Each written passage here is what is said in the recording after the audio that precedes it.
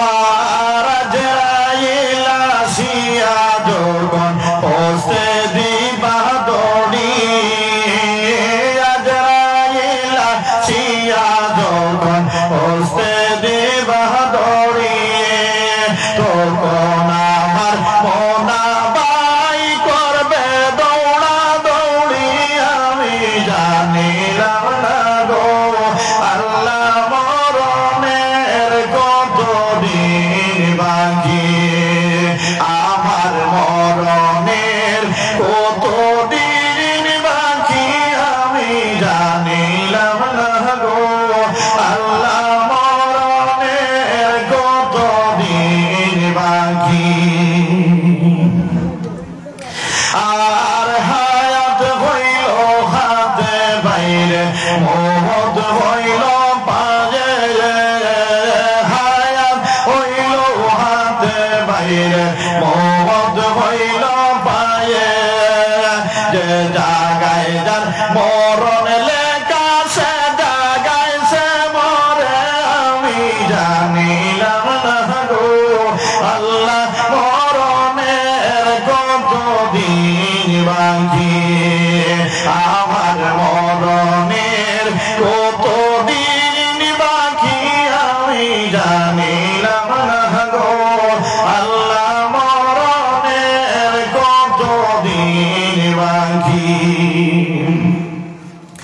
আর 40 দিনের আগে বাইরে মৌতের নিশানি 40 দিনের আগে বাইরে মৌতের নিশানি দম ধরতে বাইন্দা নিবে চৌকে দিয়া আমি জানিলাম না গো আল্লাহ মরণের কত দিন বাকি আমার মরণের কত দিন বাকি আমি জানিলাম না গো আল্লাহ মরণের কত দিন বাকি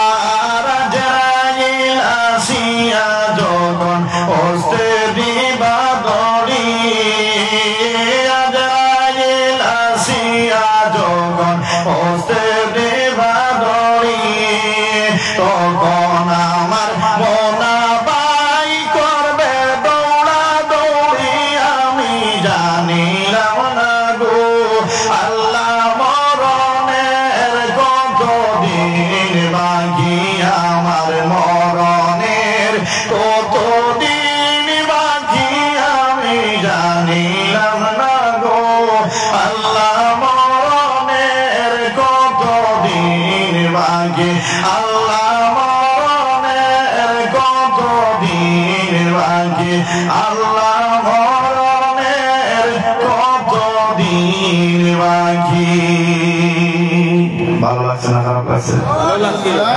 ভালো লাগছে মানে শেষ সাইকের মাঝে কিছু গজল টজল না পেলে তো আমরা অনেক ঘুম ভাঙে না মাঝে মধ্যে এরকম গজল হইবনি শুনতে রাজি আছেন মাশাআল্লাহ বেশি নয় 2 ঘন্টা সময় দিতে পারবেন তো এরপরে আবার নতুন মুখ দেখবেন মোটামুটি নতুন মুখ দেখে দেখে আজকে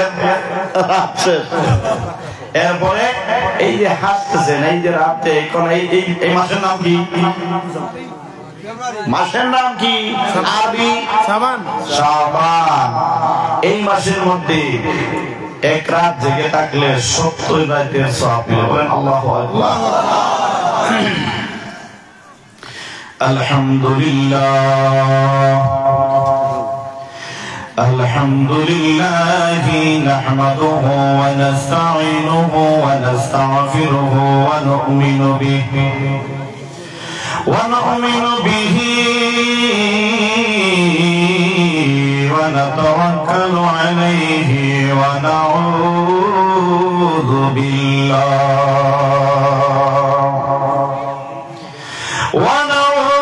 بالله من شرور أنفسنا ومن سيئات أعمالنا من يهده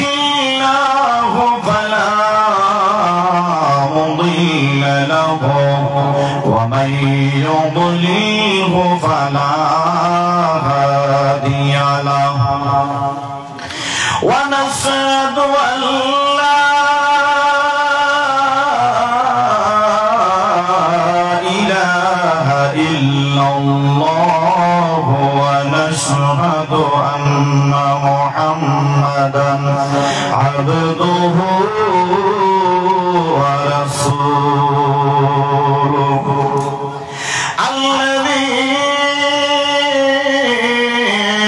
أرسله بالحق بشيرا ونذيرا وداعيا إلى الله بإذنه وسراجا منيرا أما بعد فأعوذ بالله من الشيطان الرجيم بسم الله الرحمن الرحيم قل إن كنتم تحبون الله فاتبعوني يحببكم الله ويغفر لكم ذنوبكم والله غفور رحيم بسم الله الرحمن الرحيم يا أيها الذين آمنوا اصبروا وصابروا ورابطوا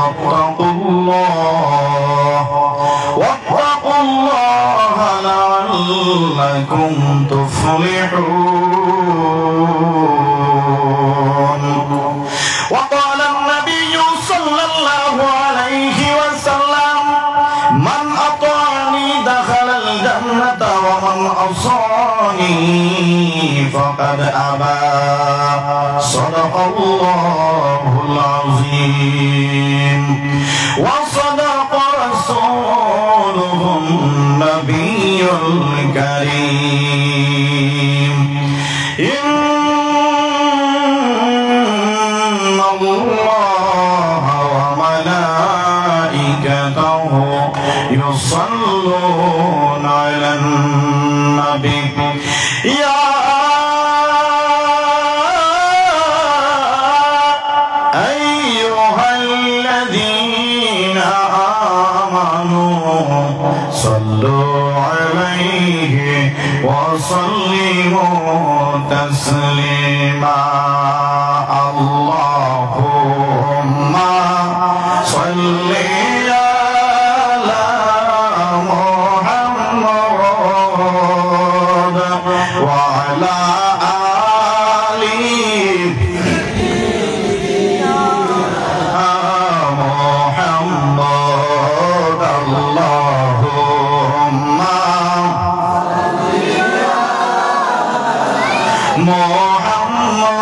محمد وعلى آل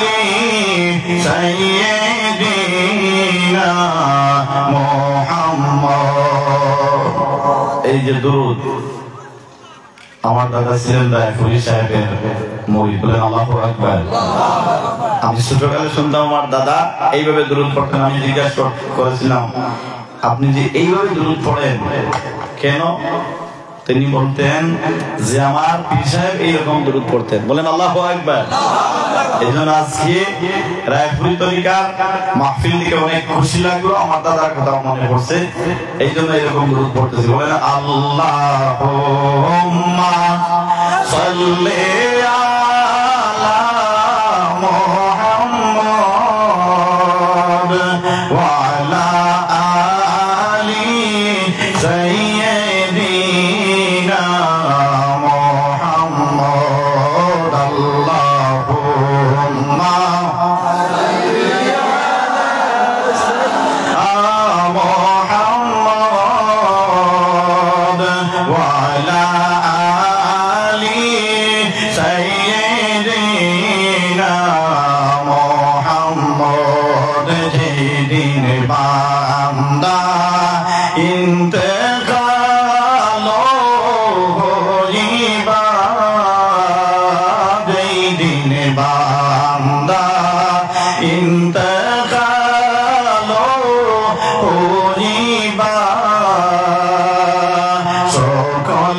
শুনে ইন্না লিল্লাহি পড়িবা আল্লাহুম্মা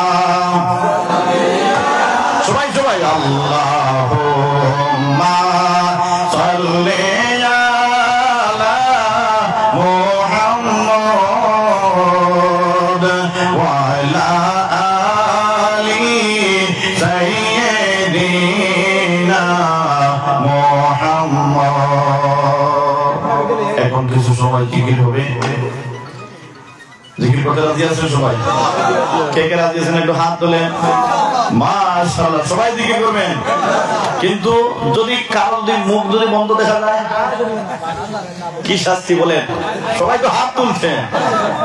হ্যাঁ, শাস্তি মানে আজকে সারা রাত এখানে মানে ওয়াজ শুনবেন, ঠিক আছে? ছুটি দেওয়া যাবে না। তাইলে একজনের কম একজনের বেশি এরকম না, সবার একসঙ্গে জিকির করবেন। আর আমি যে সময় জিকিরের শের পড়বো, শান পড়বো, এই সময় আপনারা কিন্তু বসে থাকবেন না, ঠিক আছে? হরদম জিকির করতে থাকবেন। রাজি আছেন? তাহলে জিকির করেন না, আল্লাহ আল্লাহ আল্লাহ আল্লাহ আল্লাহ আল্লাহ আল্লাহ আল্লাহ আল্লাহ আল্লাহ আল্লাহ আল্লাহ আল্লাহ আল্লাহ আল্লাহু আল্লাহু রেমন আল্লাহ কর জপনা আল্লাহ আল্লাহ আল্লাহ আল্লাহ আল্লাহ আল্লাহ আল্লাহর জিকির না করিলে, আল্লাহর জিকির না করিলে কলব জিন্দা হবে না। আল্লাহ ও আল্লাহ রেমন আল্লাহ কর জপনা আল্লাহ আল্লাহ আল্লাহ আল্লাহ আল্লাহ আল্লাহ আল্লাহ আল্লাহ আল্লাহ আল্লাহ গাছ বেড়ে কত রুলতা আল্লাহর জিকির করে তারা, গাছ বেড়ে কত রুলতা আল্লাহর জিকির করে তারা, মানুষ হইয়া তোমরা কেন আল্লাহর জিকির করো না? মানুষ হইয়া তোমরা কেন আল্লাহর জিকির করো না? আল্লাহ ও আল্লাহ রেমন আল্লাহ কর জপনা আল্লাহ আল্লাহ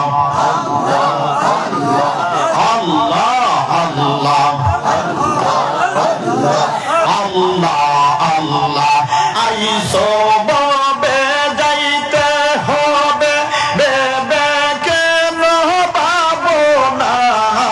আইসো ববে যাইতে হবে বেবে কেন পাবো না? ও দম বদরল বেবে বলে, ও দম বদরল বেবে বলে আল্লাহর জিকির চাইলো না মানুষ, আল্লাহর জিকির চাইলো না। আল্লাহ ও আল্লাহ রেমন আল্লাহ কর জপ আল্লাহ আল্লাহ আল্লাহ আল্লাহ আল্লাহ আল্লাহ আল্লাহ আল্লাহ আল্লাহ আসমান জমিন গ্রহ তারা আল্লাহর জিকির করে তারা, আসমান জমিন গ্রহ তারা আল্লাহর জিকির করে তারা, মানুষ হইয়া আমরা কেন আল্লাহর জিকির করি না বাইরে মানুষ হইয়া আমরা কেন আল্লাহর জিকির করি না আল্লাহ আল্লাহ রে মন আল্লাহ কর জপনা আল্লাহ আল্লাহ আল্লাহ আল্লাহ আল্লাহ আল্লাহ আল্লাহ আল্লাহ আল্লাহ আল্লাহ ও বুঝ মনোহরে ডুবল বেলা দেখি না চাইয়া আল্লাহ আল্লাহ আল্লাহ আল্লাহ আল্লাহ আল্লাহ কোন পারের ডাকে পড়িলে পার গবি তুই কি লইয়ার পার গবি তুই কি লইয়া ডুবল বেলা দেখি না চাইয়া আল্লাহ আল্লাহ আল্লাহ আল্লাহ আল্লাহ আল্লাহ আল্লাহ আল্লাহ সাদের জীবন হেলায় হেলায় শেষ গজিতে লাগিল নামাজ রোজা জিকির ফিকির কিছুই নাহি হইল গো কিছুই নাহি হইল সাদের জীবন হেলায় হেলায় শেষ গজিতে লাগিল নামাজ রোজা এই ভাই কেন হাসো কেন এটা ডঙ্গলা শুনছে এরকম করবা না হুজুর ভালো লাগে না চলে যাও আনাইলে আমাকে বিদায় দাও হুজুর ভালো লাগছে না চলে যান আপনি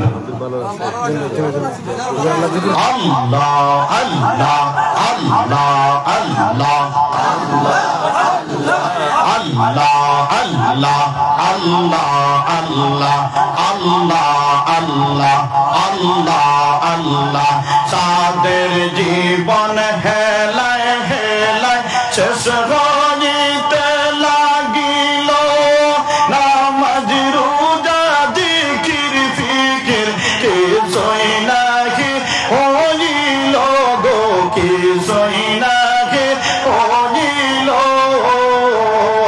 রং তামাশায় দিন কাটাইলা রং তামাশায় দিন কাটাইলা আল্লাহর জিকির করলা না বাইরে আল্লাহর জিকির করলা না ডুবল বেলা দেখি না চারিয়া আল্লাহ আল্লাহ আল্লাহ আল্লাহ আল্লাহ আল্লাহ আল্লাহ আল্লাহ আল্লাহ আল্লাহ আল্লাহ আল্লাহ আল্লাহ আল্লাহ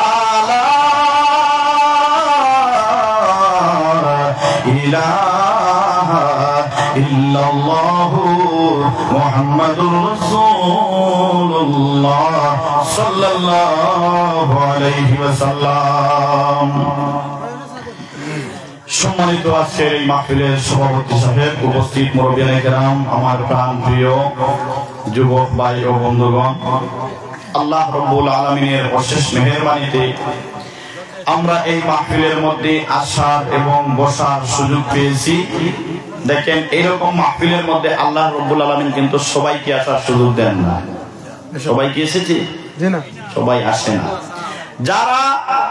যাদেরকে আল্লাহ ভালোবাসে তাদেরকে এইরকম মাহফিলের মধ্যে আসা বসার সুযোগ দেয়। বলেন আল্লাহু আকবার। আল্লাহ রাব্বুল আলামিন আমাদেরকে ভালোবেসেছে। কি বেসেছে? ভালোবেসেছে। আমি আপনাদের দোয়ায় অনেক দূর দূরান্ত জায়গায় যাই, কিন্তু সবার শেষে দেখি যে আমাদের বরাকবেলির যে যুবক ভাইরা, মাশাআল্লাহ, তারা কিন্তু অনেক ভালো, অনেক ভালো। আমাদের বরাকবেলির যত মাহফিল হয় বেশিরভাগ যুবকদের উদ্যোগে হয়, ঠিক কিনা বলুন? কিন্তু অন্য জায়গার মাহফিল গুলা হয় মুরব্বীদের উদ্যোগে। আর যুবক যারা তাবারুকের সময় শুধু পেট ভরে খেতে আসে, কি করে? শুধু খাওয়ার জন্য আসে। মাশাআল্লাহ, আমাদের যুবক ভাইদের কে আল্লাহ রাব্বুল আলামিন যেন কবুল করে নেন, সবাই বলেন আল্লাহুম্মা আমিন। কারণ ইসলামের মধ্যে সবচেয়ে বেশি অবদান ছিল যুবকদের, বলেন আল্লাহু আকবার। হযরতে উমর ছিলেন একজন যুবক। উমর কি ছিলেন? যুবক। উসমান গনি ছিলেন যুবক। হযরতে আলী ছিলেন যুবক। যত প্রভাবওয়ালা সাহাবীরা ছিলেন সব ছিলেন যুবক। সব কি ছিলেন? যুবক ছিলেন। সম্মানিত উপস্থিতি, যেহেতু আজকে এটাই যুবকদের উদ্যোগে এই মাহফিলটা হয়েছে, অনেক কষ্ট করেছে এই যুবকদেরকে আল্লাহ রাব্বুল আলামিন যেন জান্নাতের উচ্চ মাকাম দান করেন, সবাই বলেন আল্লাহুম্মা আমিন। এরকম যুবকদের দরকার আছে কিনা? আছে। কিন্তু বসে বসে কি হাসলে হবে? হ্যাঁ, হাসবেন না। আল্লাহর নাম নিয়ে হাসাহাসি করলে ভাই অনেক মোটামুটি খারাপ আছে। আল্লাহ যদি একবার রেগে যান, আচ্ছা আল্লাহ যদি বলেন যে এখনই এই প্যান্ডেলটা উড়াইয়া নেবেন, আপনারা যারা বসে আছেন সবাই কি ধরে রাখতে পারবেন? প্রতি বছর বৃষ্টি হয়, আটকাতে পারেন বৃষ্টি? হ্যাঁ, আল্লাহকে লাগাইবেন না। আল্লাহকে লাগাইছিল আমেরিকা, দেখছেন কি হাল হয়েছে। হ্যাঁ, আল্লাহ একজন আছেন, বলেন আল্লাহু আকবার। সম্মানিত উপস্থিতি, ভূমিকার দিকে বেশি সময় নষ্ট না করে আয়াতে কারিমার দিকে চলে যাই। আমি কোরআনে কারীম থেকে যে আয়াতে কারিমা তিলাওয়াত করেছি, দুইটা আয়াত তিলাওয়াত, দুইটা জায়গা থেকে আমি তিলাওয়াত করেছি। প্রথমে একটা নিয়ে ব্যাখ্যা করি। আল্লাহ রাব্বুল আলামিন কোরআনে কারীমের মধ্যে বলেন ইয়া আইয়ুহাল্লাযীনা আমানুসবিরু, বলেন আল্লাহু আকবার। আল্লাহ রাব্বুল আলামিন বলেন ইসবির, সবর করতে হবে। কি করতে হবে? মুমিনদের সবর করতে হবে। মুমিনদের কাছে সবর নাই, সে মুমিন হতে পারবে না। মুসলমানের কাছে যদি সবর থাকে না, যার কাছে সবর থাকবে না সে কিন্তু মুমিন হতে পারবে না। মুসলমান হয়েছে ঠিক, কিন্তু মুমিন হওয়া সহজ নয়, বলেন আল্লাহু আকবার। বন্ধুরা আমার, মুমিন হতে হলে সবর লাগবে। কি লাগবে? সবর লাগবে। দেখেন আবু জিহেল, উতবা, সাইবা, তাদের কাছে কিন্তু সবর ছিল না। কি ছিল না? সবর ছিল না। কেন তাদের কাছে সবর ছিল না? তারা দেখলো এখন যদি মুহাম্মদকে মানি তাহলে আমাদের গদি চলে যাবে। কি যাবে? গদি চলে যাবে। তারা এই গদির লোভে নবীকে মানতে চাইল না, বলেন আল্লাহু আকবার।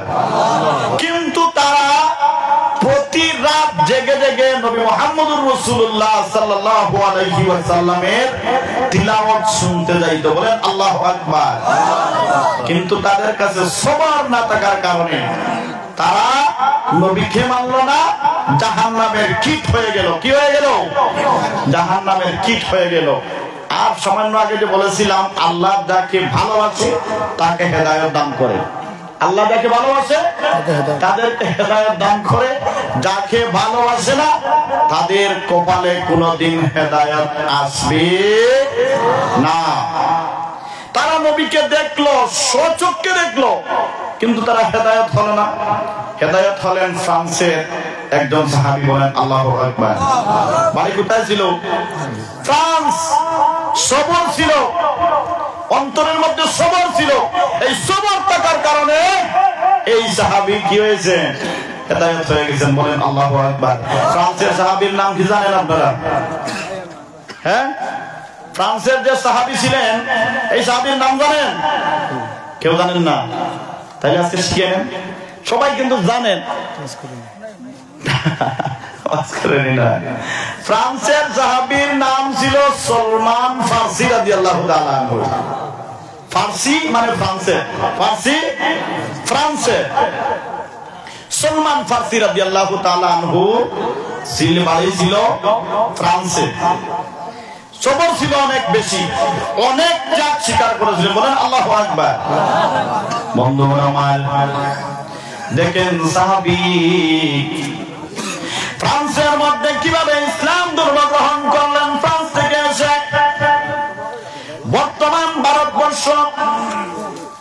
মক্কা থেকে 8000 কিলোমিটার দূর। কয় হাজার? 8000 কিলোমিটার দূর, 8000 কিলোমিটার দূর। ও বন্ধুগণ আমার, কিন্তু ফ্রান্স বর্তমানে ভারতবর্ষ 8000, মক্কা থেকে ফ্রান্স হলো 15000 কিলোমিটার। কয় হাজার? 15000 কিলোমিটার দূর।